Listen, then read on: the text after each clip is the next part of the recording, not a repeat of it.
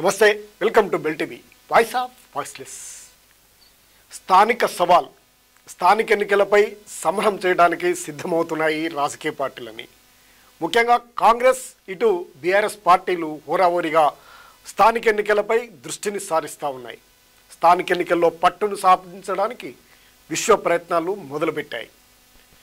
ఎప్పుడెప్పుడా అని ఎదురు చూస్తున్నటువంటి స్థానిక ఎన్నికల సమయం దాదాపు ఈ నెల లేదా వచ్చే నెలలో పూర్తయ్యే అవకాశాలు అయితే స్పష్టంగా కనిపిస్తూ ఉన్నాయి. ఈ తరుణంలో స్థానిక ఎన్నికలపై బహిర్గతం కాకుండా లోలలోనే అనేకమైనటువంటి మార్గాలను అన్వేషిస్తున్నాయి ప్రధాన పార్టీలు. ముఖ్యంగా నల్గొండ జిల్లాలోని అత్యంత కీలకమైన పారిశ్రామిక వ్యాపార కేంద్రమైనటువంటి మిర్యాలగూడ నియోజకవర్గము ప్రతిష్టాత్మకంగా భావిస్తూ ఉన్నాయి ఈ రెండు పార్టీలు కూడా. ఇటు బీఆర్ఎస్ ఇటు కాంగ్రెస్ పార్టీలకు రెండింటికి ఇది అత్యంత కీలకం కావడంతో వ్యూహాత్మకంగా ముందుకు కదులుతున్నాయని చెప్పొచ్చు. ప్రధానంగా సిట్టింగ్ ఎమ్మెల్యే బిఎల్ఆర్కు, అదేవిధంగా మాజీ ఎమ్మెల్యే భాస్కర్ రావుకు ఇది ఎంతో ప్రతిష్టాత్మకమైనవి. ఇవి ఇద్దరికి కూడా ఎంతో కీలకమైనవి కావడంతో ఇద్దరు కూడా వ్యూహాత్మకమైనటువంటి రచనలో ముందుకు కదులుతున్నారు. స్థానిక ఎన్నికల ప్రకటన షెడ్యూలు ప్రకటించగానే ఇక రెండు కూడా రంగంలోకి దిగే అవకాశాలు స్పష్టంగా కనిపిస్తున్నాయి. ఇప్పటికే ఎక్కడెక్కడ ఎవరెవరు ఉన్నారు అనే అన్వేషణ చేస్తున్నటువంటి ప్రధాన నేతలు ఇక స్థానికంలో పట్టు కోసం పోటీ పడే అవకాశాలు కనిపిస్తున్నాయి. మిర్యాలగూడ నియోజకవర్గం, వేములపల్లి, మిర్యాలగూడ మండలంతో పాటుగా దామర్చెర్ల, అడిదేల్పల్లి, అదేవిధంగా 3 నియోజకవర్గాల ఉమ్మడి మండలమైనటువంటి మాడులపల్లి మండలం కూడా ఈ నియోజకవర్గ పరిధిలోకి వస్తున్నటువంటి నేపథ్యంలో ఇక్కడ పట్టును సంపాదించడానికి విశ్వ ప్రయత్నాలు చేయడానికి వ్యూహాలు పన్నాల్సినటువంటి అవసరము ఇద్దరి నేతలకు ఉన్నది. ఇప్పటి వరకు వేములపల్లి ఎంపీపీ, అదేవిధంగా దామర్చెర్ల ఎంపీపీ కాంగ్రెస్కు అనుకూలంగా ఉండడం ఇక మిగిలినటువంటి జెడ్పీటీసీ ఎంపీపీ స్థానాలన్నీ కూడా గతంలో బీఆర్ఎస్ పార్టీనే గెలుచుకున్నది, పట్టును సాధించింది. స్థానికంగా ఎంతో బలంగా ఉన్నటువంటి బీఆర్ఎస్ పార్టీ ఇప్పటికీ చెక్కు చెదరకుండా ఉంది అనే అభిప్రాయం కూడా ఉంది. కానీ సాధారణ అసెంబ్లీ ఎన్నికల్లో మాత్రం ఘోరమైనటువంటి ఓటమిని చవి చూసినటువంటి పరిస్థితి. ఇప్పటికీ స్థానికంగా పటిష్టమైనటువంటి క్యాడర్ను కలిగినటువంటి నాయకత్వాన్ని కలిగినటువంటి బీఆర్ఎస్ పార్టీ మరి రానున్నటువంటి స్థానిక ఎన్నికల్లో కూడా మరి ఏ మేరకు ప్రభావం చూపించగలదు. అదేవిధంగా సిట్టింగ్ ఎమ్మెల్యే బిఎల్ఆర్ తన పట్టును నిలుపుకోవడం కోసం, స్థానికంగా బలాన్ని పెంచుకోవడం కోసం ఇప్పుడు బలహీనంగా కనపడుతున్నారనే చర్చ కూడా ఒకవైపు జరుగుతుంది.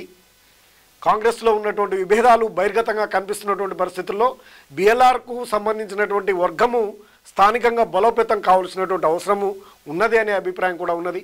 మరి ఈ పరిస్థితుల నేపథ్యంలో స్థానిక ఎన్నికలు ఇద్దరికి కూడా సవాల్గా మారే అవకాశం ఉంది. ఇద్దరికి కూడా కీలకంగా మారే పరిస్థితులు అయితే కనిపిస్తూ ఉన్నాయి.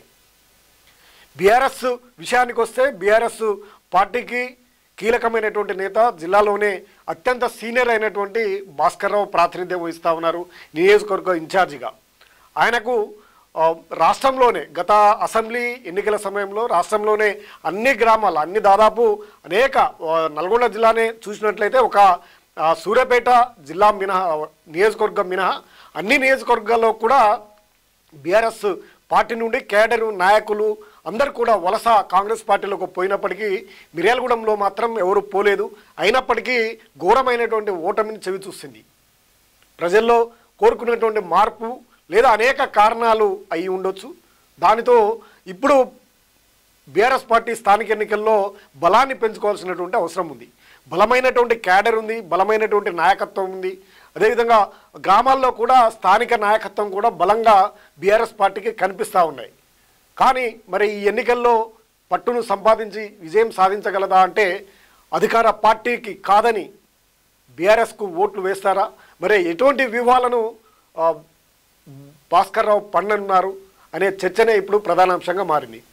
మిర్యాలగూడ పట్టణం మినహా స్థానిక ఎన్నికల్లో పట్టును సంపాదిస్తేనే బీఆర్ఎస్కు ముందు అవకాశాలు ఉంటాయనే అభిప్రాయం కూడా వ్యక్తమవుతుంది. ఈ పరిస్థితుల నేపథ్యం ఎంతో ప్రతిష్టాత్మకంగా బీఆర్ఎస్ ఇన్ఛార్జ్ అయినటువంటి భాస్కర్ రావు తీసుకునే అవకాశం ఉంది. ప్రతిష్టాత్మకంగా తీసుకొని వ్యూహాత్మకంగా స్థానిక ఎన్నికల్లో పట్టును సంపాదించే అవకాశం ఉంది. ఆ విధంగా చేస్తేనే ఆయనకు పట్టు ఉండే అవకాశం ఉంది.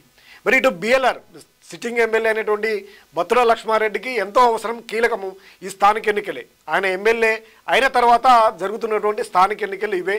ఇప్పటివరకు మార్కెట్ కమిటీని కూడా వేయలేకపోయారు. అది వర్గ విభేదాలే కారణం. ఇక్కడ వర్గాలుగా ఉన్నటువంటి విభేదాలు బహిర్గతంగానే కనిపిస్తూ ఉన్నాయి. మరి ఇటువంటి నేపథ్యంలో బిఎల్ఆర్ వర్గంగా ప్రధానంగా ఉన్నటువంటి వారిని స్థానిక ఎన్నికల్లో నిలబెట్టుకొని గెలిపించుకోవాల్సినటువంటి అవసరము, బాధ్యత ఉంది.